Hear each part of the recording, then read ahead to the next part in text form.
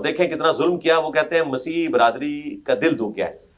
پورے ملک کے اندر اس وقت بقول کرسچنز کے، وہ بشپ صاحب تو میرے ساتھ تھے وہاں پہ، پروٹیسٹنٹ بشپ 13.5 سال سے، اور وہ کوئی عام بندہ نہیں ہے. شہباز بھٹی جو منسٹر ہوا کرتے تھے، وہ ان کے بڑے بھائی ہیں جن کا مرڈر ہوا تھا 295C کے چکر میں. جی جی، یہ ان کے بڑے بھائی تھے، ظفر بھٹی صاحب.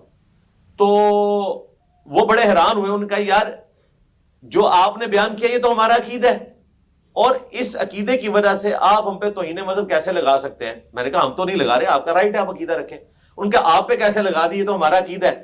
اس اعتبار سے تو آپ بھی توہین عیسیٰ کر رہے ہیں، کیونکہ ہم جیزس کرائسٹ کو خدا مانتے ہیں، اور آپ کہتے ہیں کہ وہ کھانا کھانے کے محتاج تھے. سورۃ المائدہ آیت نمبر 75. تو آپ نے بھی تو خدا کو کھانے کا محتاج بتا دیا. آپ گستاخ عیسیٰ ہیں. تو کیا ہم آپ کے اوپر پرچہ کٹوانا شروع کریں گے؟ آپ اپنا عقیدہ رکھیں، ہم اپنا عقیدہ رکھتے ہیں. تو ان کو پتا تھا کہ جو میں نے بیان کیا یہ ان کا بنیادی عقیدہ ہے. وہاں پہ اور بشپ بھی ان سے ملنے کے لیے آتے تھے، اور وہ یقین کریں مجھ سے ملاقات کے لیے وہ اپنی جگہ سے کھڑے ہو جاتے تھے رسپیکٹ میں، کہ سر آپ ہمیشہ جو ہے وہ کرسچن کمیونٹی کے لیے اور مائنورٹیز کے لیے آواز اٹھاتے ہیں، تو آپ کے ساتھ انہوں نے یہ کیا. ان کو پورے ملک میں ایک بھی بشپ نہیں ملا، ایسا ایک پریسٹ نہیں ملا کرسچن جس نے میرے خلاف FIR کٹوائی ہو کہ انجینئر نے جو ہمارا عقیدہ بیان کیا ہے یہ ہمارا عقیدہ نہیں ہے. اتنی غیرت ان میں بھی تھی.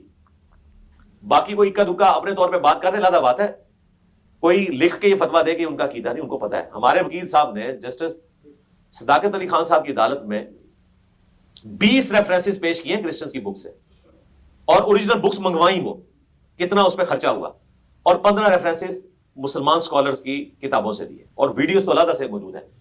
اس کے بعد یہ سارے معاملات ہم نے قانوناً ان کو سیٹل ڈاؤن کیا. تو یہ جو نظر آتی کونسل ہے، آپ اگر مجھ سے بار بار پوچھیں گے کہ ایسا انہوں نے کیوں کیا، تو اس لیے کیا کہ اپنی منجی ٹھکوا لیں.